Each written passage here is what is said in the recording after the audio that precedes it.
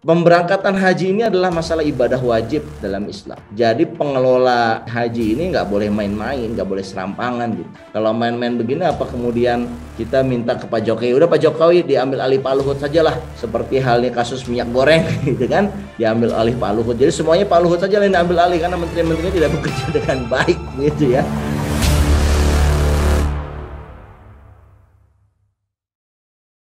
Yang dari Menteri Kerajaan Arab Saudi untuk meminta plafon anggaran yang disampaikan tadi Pak Menteri. Kalau ada itu, karena kita juga DPR di sini tidak mau menetapkan anggaran tanpa ada dasar hukum yang jelas. Ya, karena ini menyangkut uang kemaslahatan Pak. Jumlahnya besar sekali. Jadi perlu ada kejelasan dulu surat. Kalau saya sangat kaget luar biasa dengan adanya pertemuan kita hari ini saya pikir tidak lagi membicarakan masalah biaya haji dan tambahan-tambahannya. Ini kan kaget luar biasa, 3 hari lagi orang mau berangkat, ini kita masalah biaya gitu. Bagaimana nanti orang yang berangkat ini kan gitu. Kalau seandainya saya yang mau berangkat hari ini, saya pergi demo dulu ke Kementerian Agama nih, apalagi kalau saya menambahkan gitu. Iyalah, ini kan nggak jelas ini. Jadi pelayanan seperti apa yang datangnya belakangan gitu. Terus apakah pemerintah atau Kementerian Agama tidak tahu sebelum ini bahwa akan ada pelayanan masa air ini gitu? Nggak adakah dapat bisik-bisiknya atau lobby-lobbynya sebelum ini? Kok dadakan seperti ini dan tambahannya bukan sedikit gitu. Per orang berjamaah 23,3 juta gitu. Ya, baik. Assalamualaikum warahmatullahi wabarakatuh. Pemirsa, selamat berjumpa lagi dengan saya Eko dalam segmen Jangan Salah Arah di channel Ahmad Nur Hidayat. Ada untuk edisi 31 Mei 2022. Baik, hari ini kita akan membahas beberapa topik, dan topik yang pertama ini mengenai kenapa Menteri Agama mengajukan tambahan dana haji sebesar 1,5 triliun ke DPR. Ini mungkin beberapa hari lagi, sekitar tanggal 4 itu udah mau keberangkatan begitu ya. Dan ini adalah hal yang sangat mendadak sekali begitu ya. Nah, melihat seperti ini tentunya publik bertanya-tanya, ada apa begitu ya. Mungkin Pak Ahmad bisa memberikan gambarannya gimana, Pak? Suara saya terdengar ya? Jelas. Saya mendengar suara Bro Eko dan Bro Mustafa tadi putus-putus. Oh, ya. Tapi saya terdengar ya? Jelas. Oke. Baik. Bismillahirrahmanirrahim. Assalamualaikum warahmatullahi wabarakatuh, teman-teman semua. Menyikapi apa yang Bro Eko sampaikan tadi, ini kenapa orang mau berangkat? Ini kan berangkatnya itu sudah mulai pemberangkatannya itu kira-kira 4 hari lagi ya. Tanggal 4 Juni itu enggak? 4 Juni sudah ada keberangkatan ya. Meskipun baru masuk bulan sekarang ini Zulqa'dah baru awal ya. Masih Syawal, akhir Syawal tanggal 29 kalau saya nggak salah. Ini DPR dan kita semua publik kaget ya. Adanya kekurangan dana dan jumlahnya 1,5 triliun besar ini. Ya. Ini saya kira kalau Menteri Agamanya bukan Pak Luhut, emang begini nih. Apa perlu nih masalah haji oleh Pak Luhut juga ini, ya kan? Ini karena Menteri Agamanya namanya Bapak Yakut Khalil Kaumas atau Gus Yakut. Jadi ada hal-hal yang nggak beres seperti ini. Coba kita serahkan ke LBP, pasti beres semua ini, ya kan? Ya ini saya kira pengajuan anggaran mendadak untuk haji ini nggak make sense ya, nggak masuk akal gitu. Kenapa? Kalau alasannya karena adanya informasi mendadak juga dari Saudi Arabia sendiri yang mengatakan ada komponen dana yang disebut dengan masyair ya. Ya kan?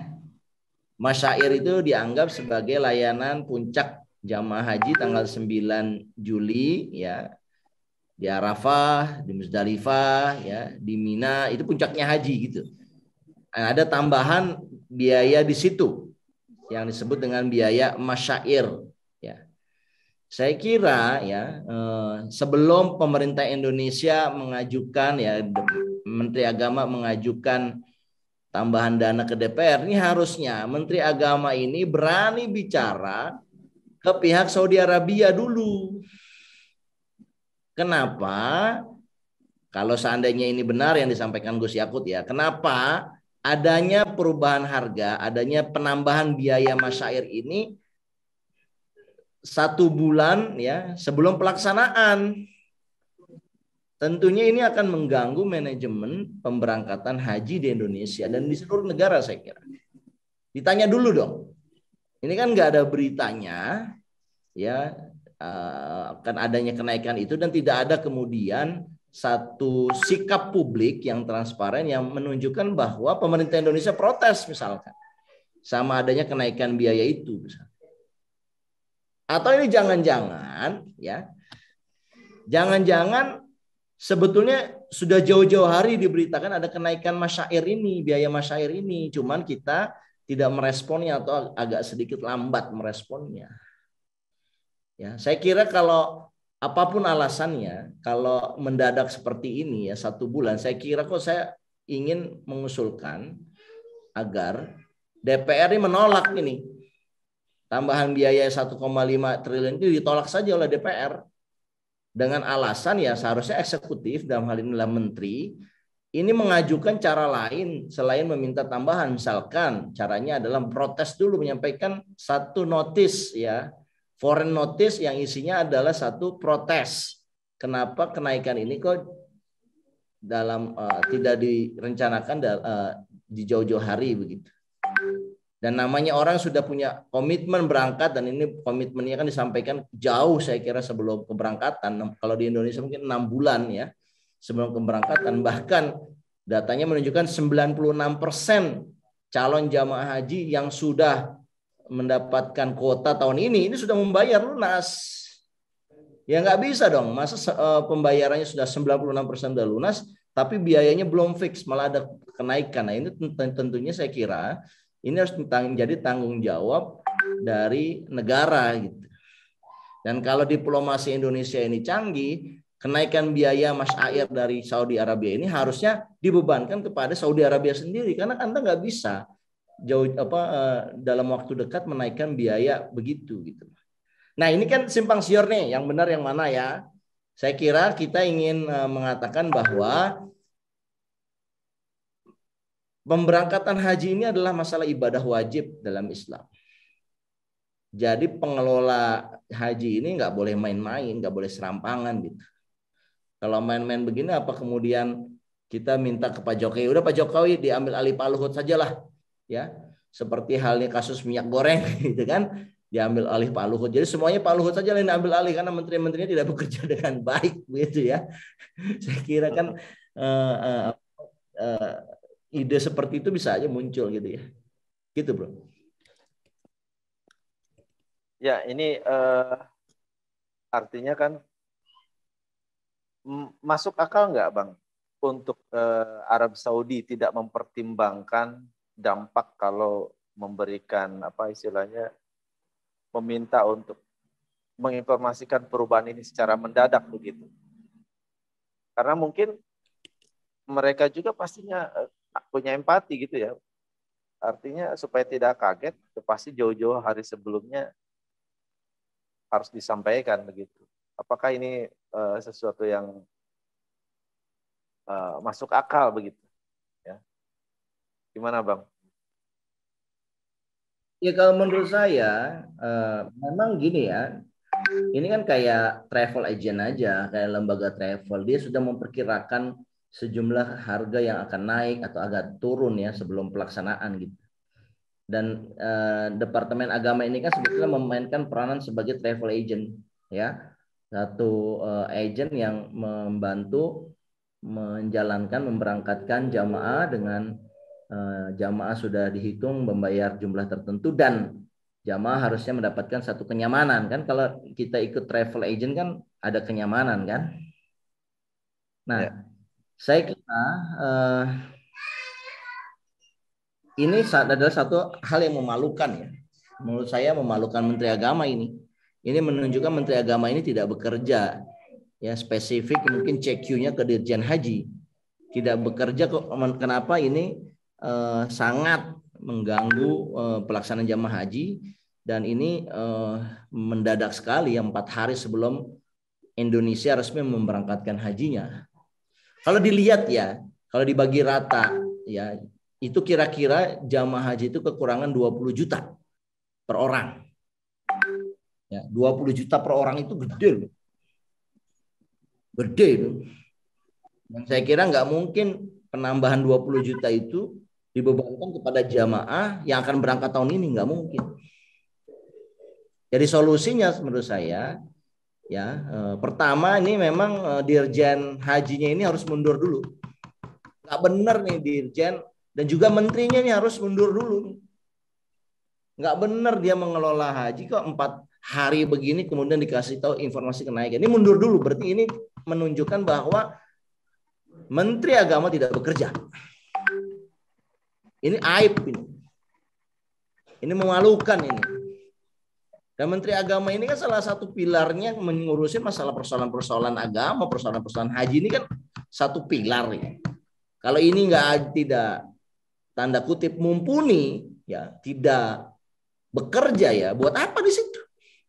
Malu kalau menurut saya. Kalau saya Menteri Agama, saya kira saya akan mengundurkan diri dari kasus ini.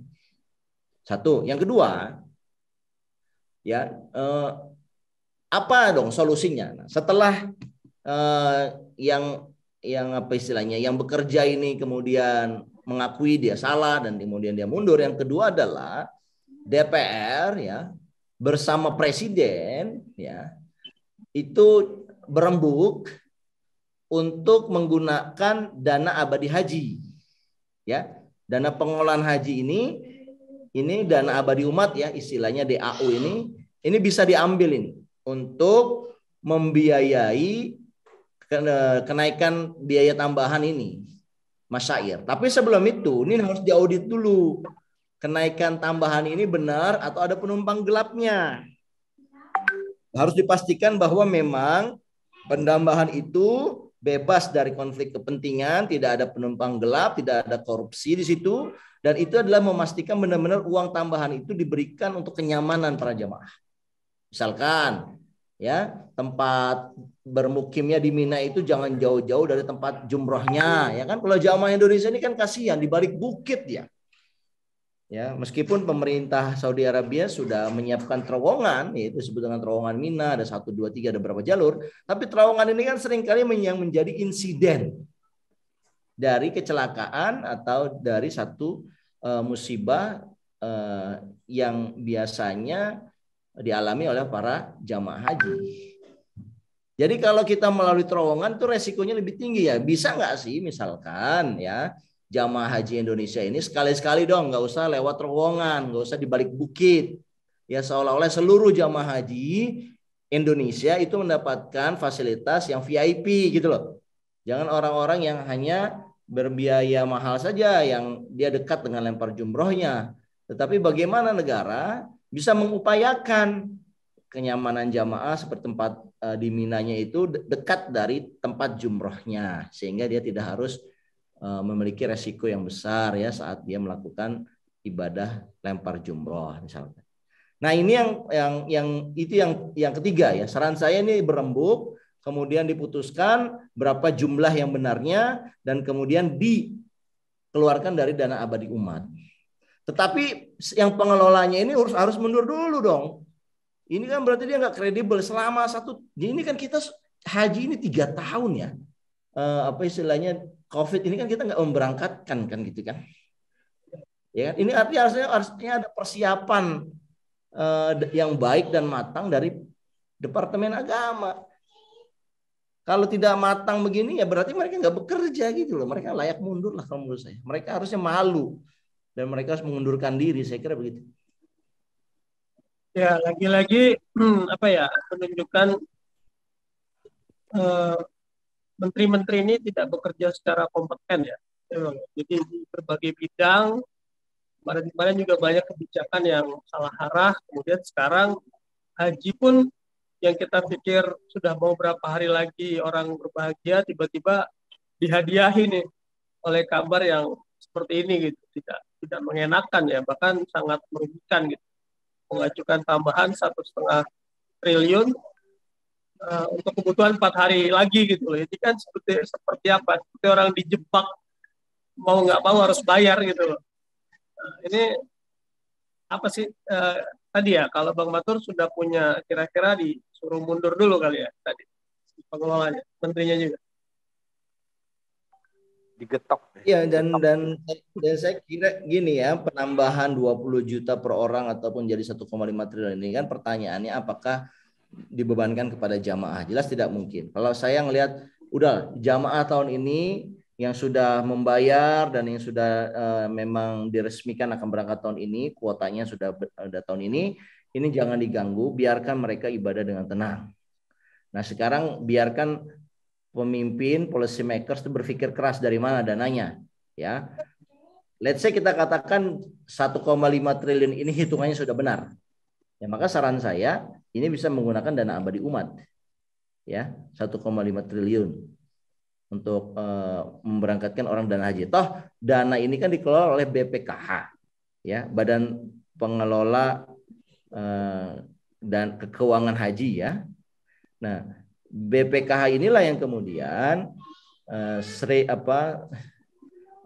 diminta partisipasinya karena mereka mengelola dana hajinya kan besar ya. Dananya itu bisa mencapai 152 triliun. Nah, ini yang kita bisa dikeluarkan untuk menutupi kenaikan dari biaya haji itu. Nah, jadi maksud saya adalah dalam perspektif kebijakan publik, biarkan publik ini jangan terbebani dengan penambahan biaya. Ya, toh ini kita sudah 3 tahun, mereka sudah menundanya 2 tahun selama COVID. Ya biarkan mereka pergi dengan tenang dan tidak usah perlu direpotkan biaya. Dan di sinilah persetujuan dari Presiden dan dari DPR untuk menggunakan dana abadi umat ini untuk mengelola untuk menutupi tambahan biaya 1,5 triliun. Saya kira itu. Oke, baik. Saya kira cukup jelas ya untuk topik yang ini ya. Dan sebagai tambahan sedikit, ya semoga nggak perlulah Pak Luhut lagi yang harus turun gitu ya untuk masalah haji. Ya baik, ya menarik ya. Ya artinya tidak harus semua menteri yang tidak bekerja dengan baik itu harus diganti ya. Harus ditangani oleh menteri yang lain yang membuat overlapping gitu ya.